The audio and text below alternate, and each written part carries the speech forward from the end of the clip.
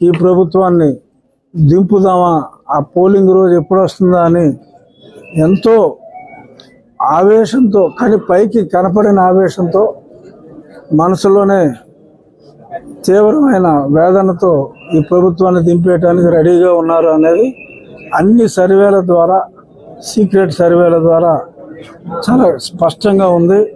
So కనుక రాబోయే రోజుల్లో తెలుగుదేశం జనసేన కూటమి అత్యద్భుతమైన విజయాన్ని సాధించబోతోంది.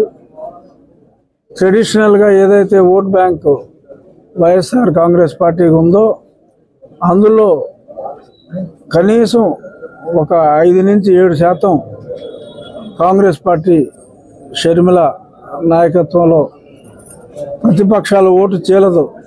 పాలక పక్షం యొక్క సాలిడ్గా ఏదైతే ఓట్ బ్యాంకు అభివృద్ధికి సంబంధం లేకుండా ఒక ప్రాతిపదికన ఉందో అవి కూడా చీలి అద్భుతమైన విజయాన్ని కూటమి సాధించబోతుంది.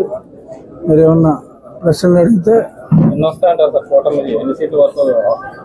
ఇప్పుడున్న పరిస్థితుల్లో 135 ఖాయం. రేపు కాంగ్రెస్ పార్టీ కాస్త పుంజుకుంటే 150 కంఫర్టబుల్గా క్రాస్ అవుతుంది.